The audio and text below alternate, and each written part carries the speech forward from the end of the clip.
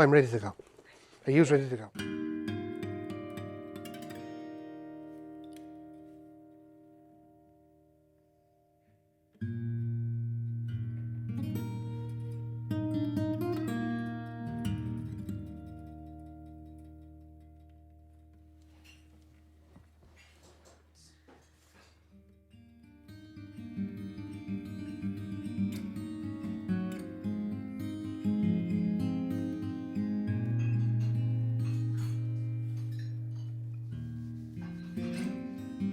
I had an interest in wood since I was about 9 or 10, and I started working officially when I was 14, just going on 15.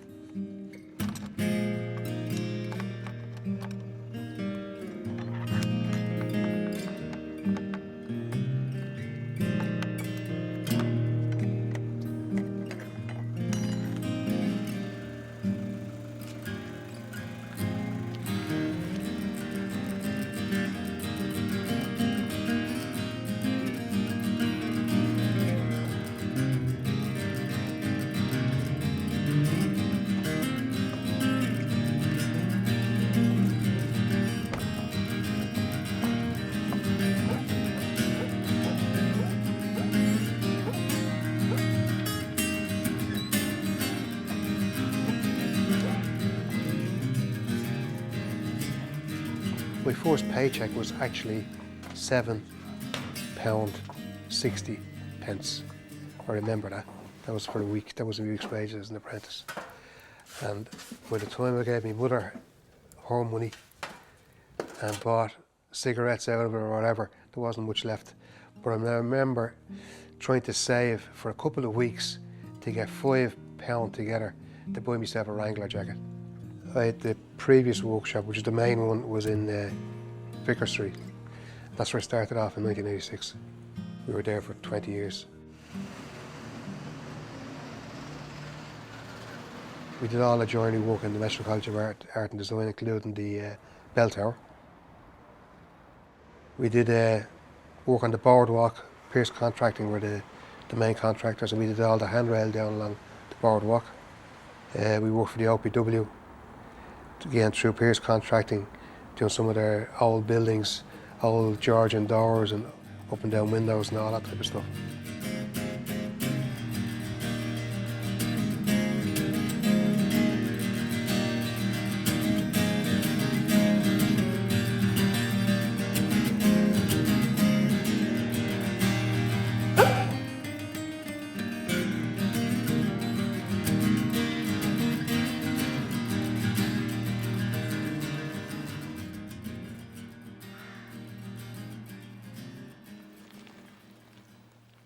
Well, this is Neil, my son. He's a carpenter now. He qualified, served his time, but went on further than I did. He got a degree in woodwork, so he's taken on the mantle. It's a great sense of pride that Neil is involved in the trade. I never influenced him. I didn't purposely, coerce him into it. So he's very good at what he does. He's very focused, and he's lots of concentration in what he does, and it shows and what he makes. He could see a love, my interest in the trade, and that's the, if you want to call it pride, that my enthusiasm for it enthused him. If he can get a successful living out of that trade, that would give me far more pride than anything else. This place here, this is the forest that I planted 20 odd years ago.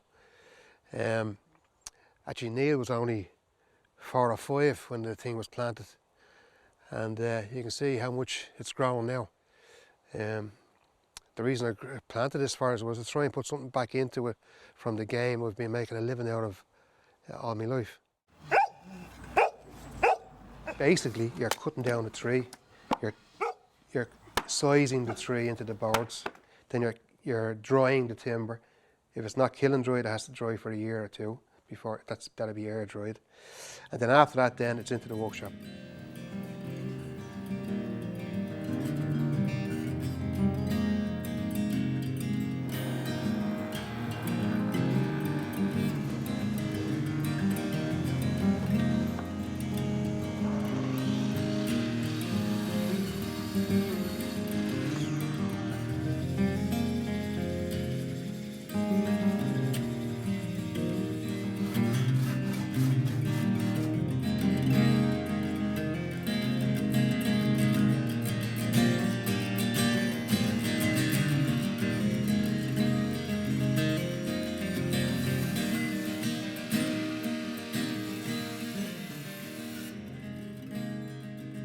It's nice, isn't it? That was just a bit of leather I got up the north there. There was one woman selling off a now shed full of stuff. I went up there the other day. I got loads of good leather. Feel that. I like making craft stuff. I like coming up with ideas, and I get a great kick out of making things. I like leatherwork. I'm learning a bit about leatherwork now at the moment, and I enjoy doing that. My mother was a seamstress. She was a great sewer. She was always sewing in our house. She had an industrial sewing machine at home, so. That's my mother's sewing machine.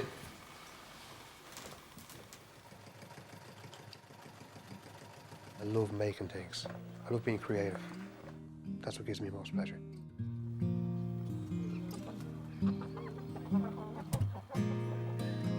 The hens and the duck seem to all hang out together. They're happy as the day is long. Although some of these are males, and you can't have more than one rooster in the flock. So they're going to get the P60 now, very shortly. Was a sort out which ones are males, so it's going to be Sophie's choice. I like the animals around the place. Puts a bit of life into the place. It's good. There's a bit of land out there, so they might as well be grazing the land. And it puts people like it. Puts a bit of quirkiness into the whole place. And the goat is an escape artist. Houdini, we call the goat. It just keeps on getting over the fences. Jumps up on the donkey's back and then jumps over the fence. They have a thing going together. I think the goat was saying to the donkey, give us a lift, give us a lift, give us a lift, and I'll bring you back a cauliflower. I don't know where the goat is. Oh, there's the goat, look, it's escaping into the field.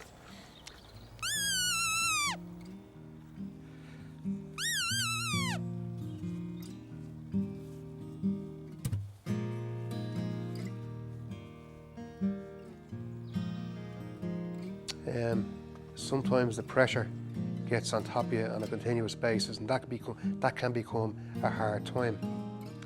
But not one specific time, but there has been a period of time where things just get you down. Too much pressure.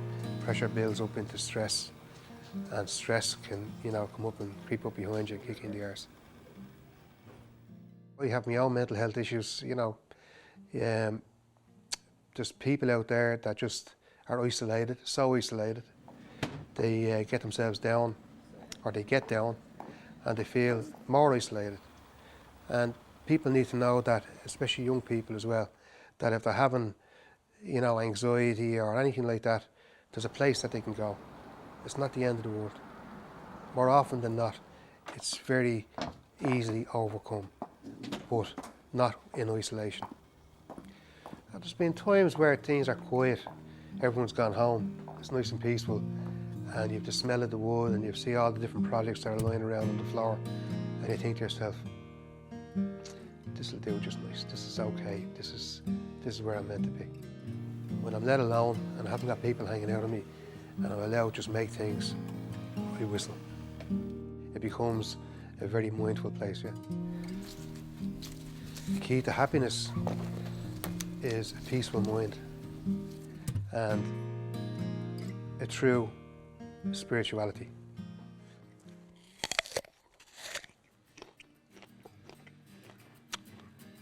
Really good.